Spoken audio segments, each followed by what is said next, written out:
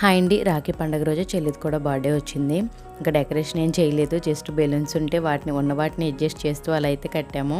మేము రావడమే కొంచెం లేట్ అయింది, లేకుంటే ఇంకొంచెం ఎర్లీగానే కేక్ కటింగ్ చేసేవాళ్ళము. ఫస్ట్ పిల్లలు పెడుతున్నారు కేకు, చూసారు కదా మొత్తం ఫేస్ అంతా రాస్తున్నారండి. ఆద్య చిన్ను స్టార్ట్ చేశారు, అది చూసి ఆద్వి చెర్రీ కూడా ఇంకా అలానే రాస్తున్నారు. ఆరోహి కూడా వాళ్ళ పెద్దమ్మకి కేక్ తినిపించింది. పాపం వీళ్ళు సెలబ్రేషన్స్ అందరు కేక్ రాస్తూ ఉంటే అలా చూస్తుంది, తనకు అర్థం కావట్లేదు. ఇంకా అందరం ఉన్నాం కదండి, కొంచెం గజిబిజి గందరగోళంగా ఉంటుందిగా.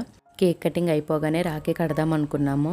అప్పటికే 10 అయిపోయిందండి టైము. ఇంకా ఆ టైంలో ఏం కడతాంలే అని ఒక్కరికంటే వెంటనే కట్టేసేయచ్చు. ఇప్పుడు మామయ్యకి అమ్మ వాళ్ళు 3 కట్టాలి, వంశీకేమో మేము 4 కట్టాలి, గోపికి కట్టాలి. అందుకని ఇవంతా అవ్వదని చెప్పేసి మా బాబాయ్ వాళ్ళ పిల్లలకి గణేష్ కను రాజేష్కి అయితే కట్టేసి వచ్చాము. డిన్నర్ కంప్లీట్ అయిన తర్వాత అమ్మ రాఖీకి చీరలు తీసుకొచ్చారు. వాటిలో సెలెక్ట్ చేసుకుంటున్నాము ఎవరికి ఏ కలర్ కావాలని. టైం 12:30 అయింది. ఆ టైంలో మా సెలెక్షన్ అనమాట.